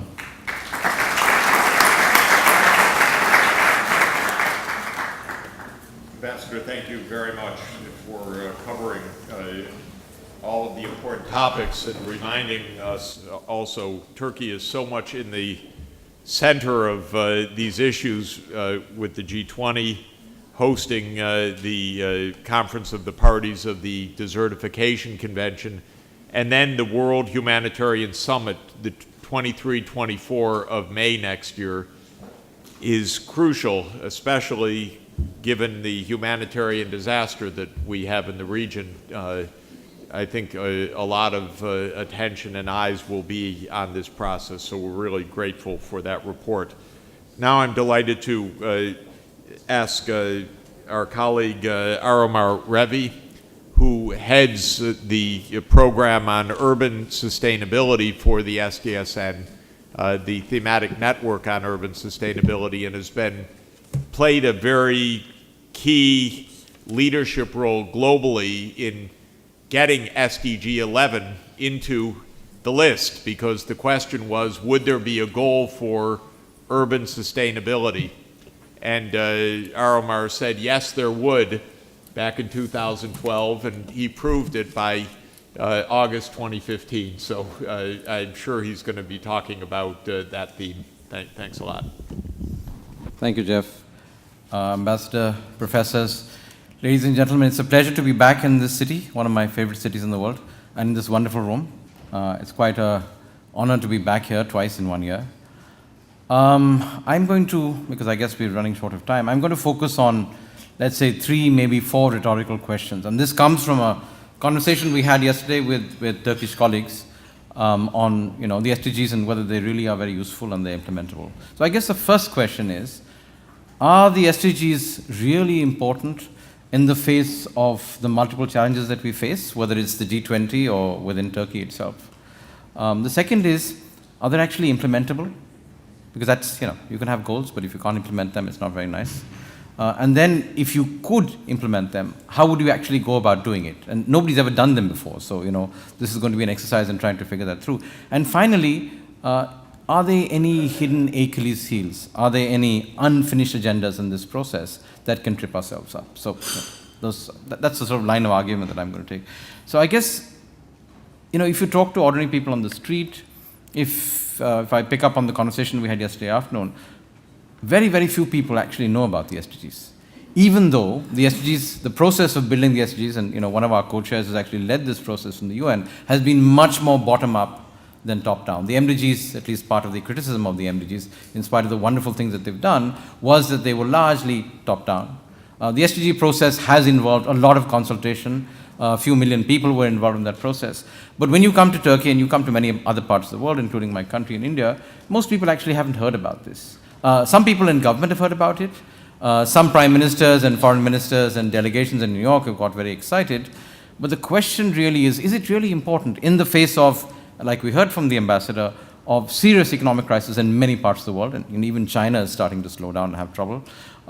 Security crisis in many areas, and Turkey is sort of the epicenter of a whole range of these questions. And of course, social conflict. And if you look at how people behave, in the way they sort of elect their governments, in the way that governments actually run themselves, in some senses, the Sustainable Development Agenda may be something that's nice, but is it something that people really care about? And I think part of the answer to that question is if you look deeper beyond just the symptoms, and I would call forced migration, the millions of people that we're seeing coming through Turkey and maybe trying to make their way to Europe, if you look at the root causes, I would suspect, and you go back to the root causes, you would find at least 3 or 4 of these unfinished goals as being the root causes. Whether it is the drought in Turkey in some cases, or a whole range of other challenges in other parts of the world, the root causes lie actually in this agenda. So I think this agenda is really important because after 1948 and the Universal Declaration of Human Rights, this is the first time that all the member states, it's quite exceptional, have come together around a political agreement which recognizes our interdependence, not only regions within a country and countries within a larger region like Europe or North Africa or whatever it is, but globally, and that's maybe a product of globalization, but more important, our interdependence with the natural environment actually supports us. And that's where, if you look at climate change, I'm a climate scientist. I'm one of the, the lead authors on the last IPCC assessment. The climate problem that we see is a symptom. The disease lies somewhere else. It lies in, an overconsumption of carbon. Some people actually call it a carbon addiction. It deals with overconsumption, a whole range of other processes. And unless we address those fundamental processes which are embedded in these goals, we're not going to get very far, and we'll keep discussing the same questions again and again and again. So interdependence, I guess, is the most important thing. But what does it really mean? And this is a discussion, many of us have been involved in the negotiations in the process here. And I still remember the moment in the Open Working Group when the co-chairs actually laid out very clearly, this is a very interesting moment. This is a moment where we are trying to set out a social compact. The SDGs, in some senses, are a multi-level social compact. And why do I say they are a social compact? First, because they're not enforceable. They're not enforceable in international law. They're not enforceable in most countries. So, they're a compact, but they're sort of socially agreed. The second thing is, unfortunately, because maybe Addis didn't work so well, at the current moment at least, they're not funded. They're not extensively funded at least. We hope that will change, because unless you fund them, nothing's going to happen. So this is an agreement that has been reached at least globally at the apex level between 193 countries, a club, so to speak, the United Nations, which has agreed on that process. However, many of the things that you see here, the challenges that we've seen or the opportunities in Latin America, in North Africa, in some cases in the Middle East, and I guess in your own country, are citizens of the world saying, look, these are the minimum conditions that we require. Our national governments, the firms that create the value addition in some cases, and a whole range of other frameworks to deliver to us. And that's really important to understand. And I think the opportunity for us is really to build the connection between the social compact at the local level, in the city of Istanbul, in parts of Istanbul, on this side or the other side, in the regions that we live in, and of course at national level, because they're all tied together. The implementation of this process cannot work unless that social compact is realized at these multiple levels. And that's why it is so interesting and challenging, because implementation means that we really have to do bottom up and top down at the same time, and this has never been done before, anywhere in the world. This is the first time we're doing it, and we're doing it with a large number of people and a large number of countries, which means there will be disagreement, conversions will be difficult, and there will be a whole range of processes that we have to learn. So that's the first thing. And then, of course, the leaders of the world have gone on and done something quite exceptional. They have set out a universal agenda. Yeah? This is a universal agenda. And not only a universal agenda, they've made life even more difficult for themselves by committing to a universal agenda in which nobody is left behind. So we know that to make a change which involves 90% of our population, or of an ecosystem, or whatever, or even for an ecosystem as far as economic development is concerned, is easy. But to actually commit to a process in which nobody is left behind, in real terms, is actually quite difficult. So at global scale, of course, this is frightening. When I look at the numbers as far as cities are concerned, we've made a commitment to provide 600 million new jobs across the world. We've made a commitment in some senses to move, maybe depending on how the numbers look like, maybe at least 500 million people out of abject or extreme poverty in urban areas. We've made a commitment to provide universal health care and education to 5 billion people who will live in cities in 2030. These are the commitments we made at a global level. And of course, as you break them down and move them to country, and then, as Christian has done very interestingly, and down then to province and down to the city or the town that you're working in, you will find that these commitments are quite serious. They imply a whole range of processes which we don't actually have and bring into place. And on top of that, we've said we will put the most vulnerable, the most difficult challenges first. So this is something pretty serious, and I don't think, again, having seen these conversations and seen what happens in Security Council and in this process, I think the national governments at least are quite serious. The question is, can this actually be can this actually be implemented? When it comes to implementation, people have a whole range of questions. The most obvious question is, this is too complex. There are too many goals, too many targets. We can't understand this stuff. It'll never get done because it's too complicated. Now, the reason that it's complex is not only the negotiation between member states and the fact that the world is very complex and different countries and different regions come from different points of view on these questions, but also these are systemic questions that we're trying to address. So the opportunity here is not to take all of these goals in silos and do them one at a time, but to look at the synergy between them. So when we look at the urban goal, which is sort of goal 11 here, we don't only look at questions of transportation and land use and housing and stuff like that, which are embedded in that goal. We also look at 11 other goals, because you cannot have urban sustainability without having food security in rural areas. You cannot have urban sustainability unless you have the goal to do with water, the goal to do with energy actually dealt with. So there's an interconnection, which means that if you're able to get into that network, the synergies that play between them are going to give you the advantages. The challenge is that neither our governments and very often our firms, and in some cases universities, are not aligned to thinking in this way. We're not aligned to thinking systemically. And this is going to be the really big challenge for us, to actually step forward, reimagine how these things are connected, and get into trying to implement them. The second question, of course, is most of these things, because some people see this as a green agenda, it's bringing in environmental concerns into economic development and maybe social development, as something that are very far away. Climate change is something that may happen in the next 20 or 30 years. Why should I be bothered about it? Number one. Number two, if I'm a politician, I have to be re-elected every 3 to 5 years. These things don't make much sense to me. And of course, if I'm a CEO of a company, I'm worried about next year's profit. Why should I be concerned about these long-term questions?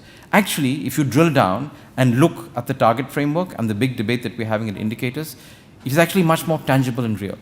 About a third of these targets we're talking about are focused and can only be delivered by local governments and local action, which means if we are focused on local action and local governance and a whole range of other processes, these are very tangible questions. You can measure them, like, for example, what is the level of maternal mortality on some things in our country? That's a big issue. What is the quality of education that you have, etc., etc. What is the quality of energy that you have in your system? I mean, Turkey has many challenges in terms of its highly carbon-intensive path of development that seems to be set out, including in the INDCs that one has seen coming into Paris. So these are very concrete local questions that can be addressed locally, and if you have the right orientation and you've built the right mobilization, they actually become political questions. Because if people in an area, today, most countries have people who are quite well educated, they can access the internet, they find that their government has committed themselves to a certain path of development, and they've done it at the highest level in the world, it becomes a little bit more difficult if you're able to build the pathways that connect the local to the regional to the global. So I think one of our big challenges is to build these small steps and build up this process as far as that's concerned. So the question then is, okay, fair enough. Some of these things can be implemented in the short or medium run, and locally they become very tangible. How does one think about going about implementation? And we've been having conversations about this for the last 8 to 9 months with colleagues in Turkey, and I've been doing this across much of the world with city mayors and a whole range of other people. How would you think about this process? I would say we have a very interesting moment now over the next year and a half. Some of us are saying, let's rush into this process, let's go and show that it can be done. there's a value in doing that. Because one of the challenges with large global agreements is people, something new will come up, it will be forgotten, etc., etc. So there is a value in action, there's a value in implementation.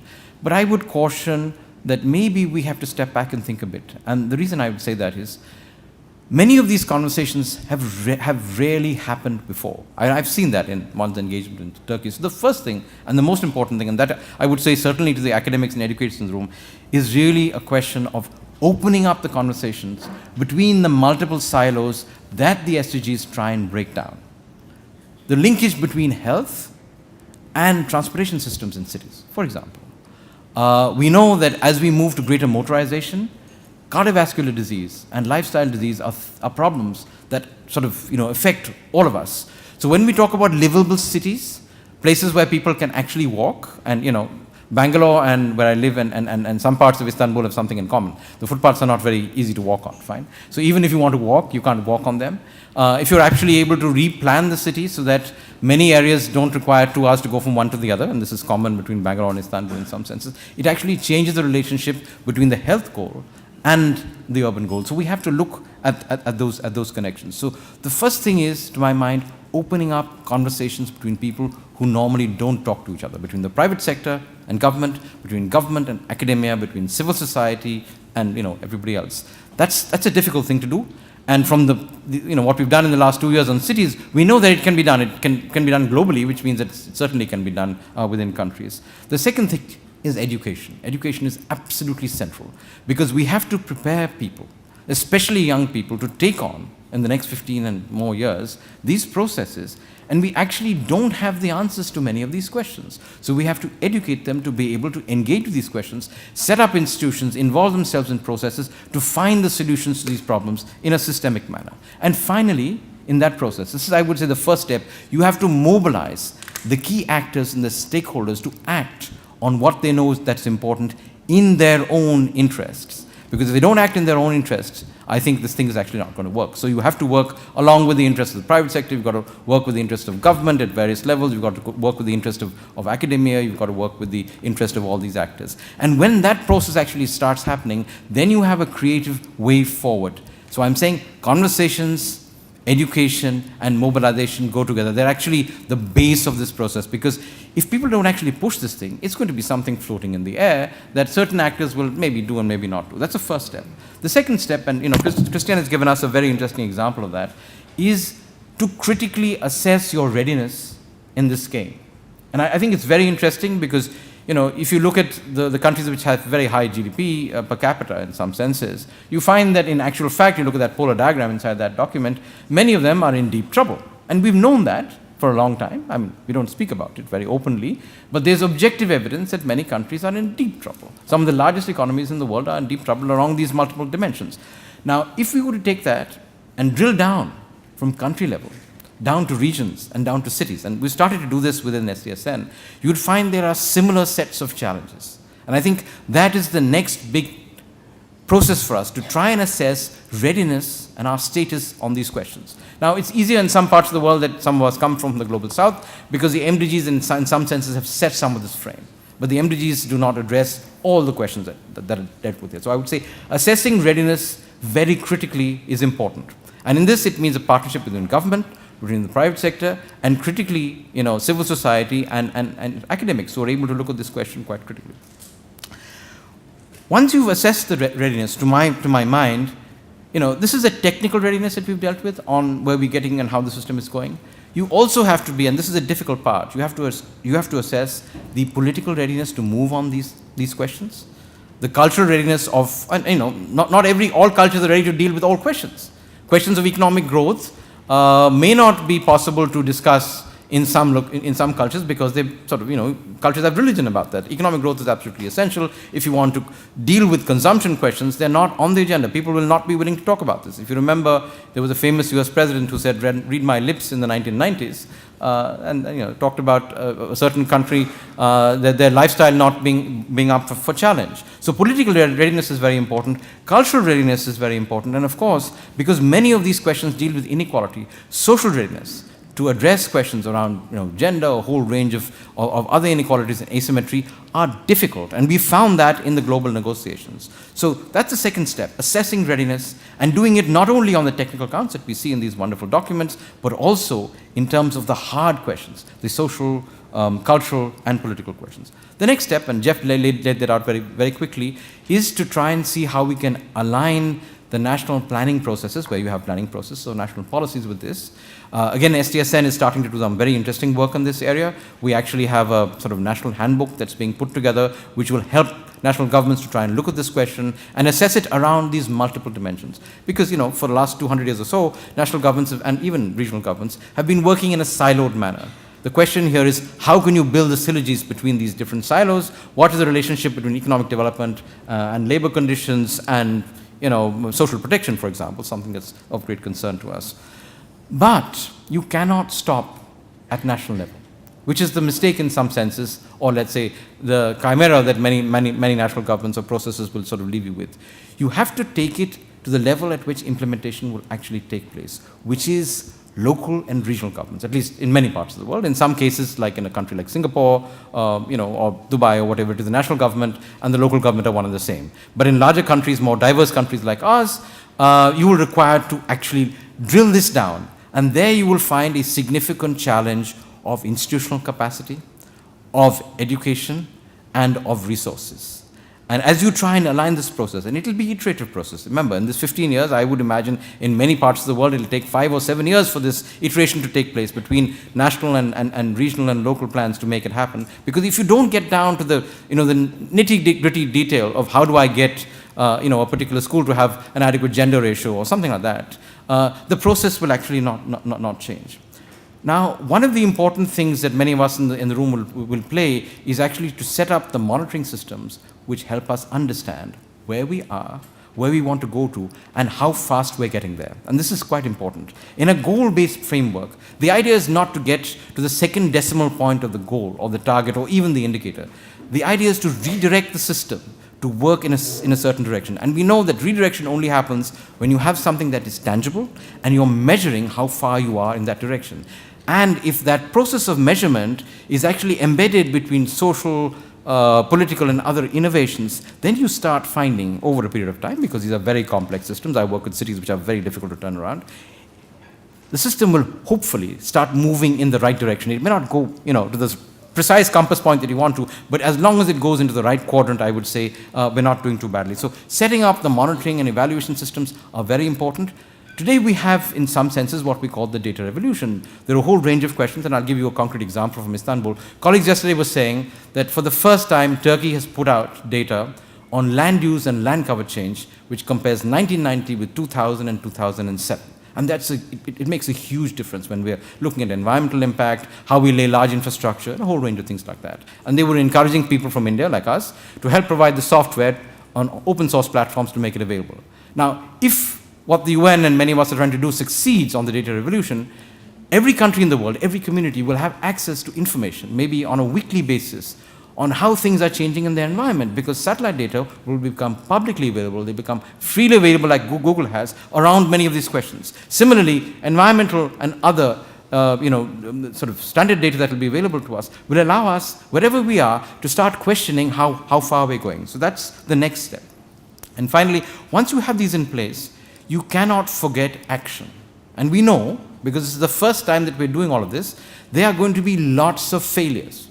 There's no other way of doing this.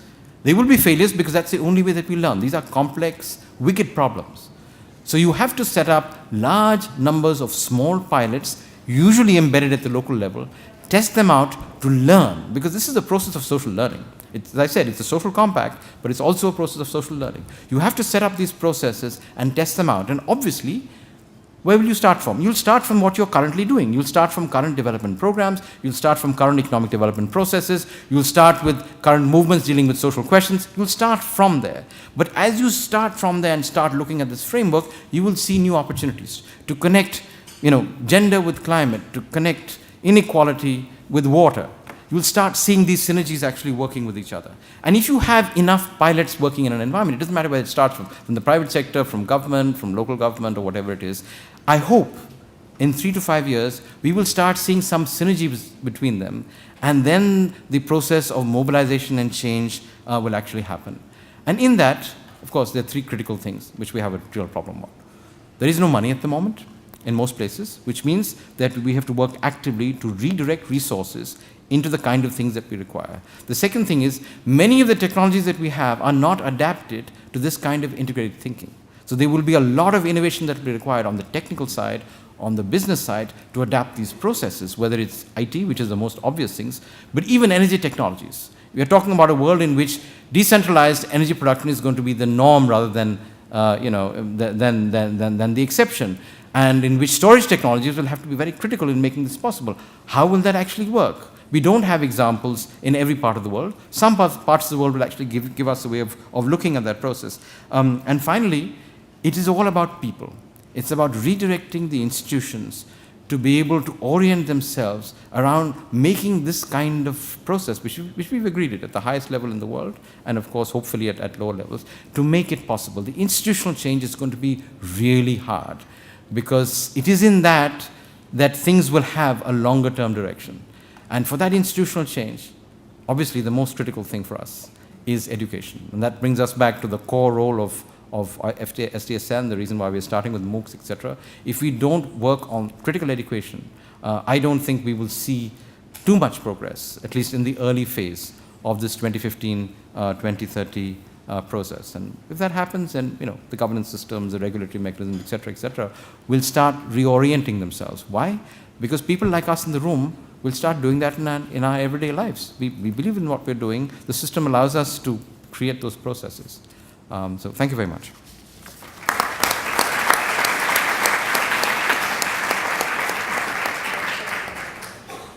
Let's thank all of the panel. Thank you very much for giving us a complicated homework assignment for the next 15 years. Very complicated, but very accurate assessment of how big the changes that we need and are contemplated, in fact, are. We've come to the end of the session, and I think we've used our time generously, but it was important to get the starting point in place, and we have that. And thank you all to our excellent panel. Thank you very much.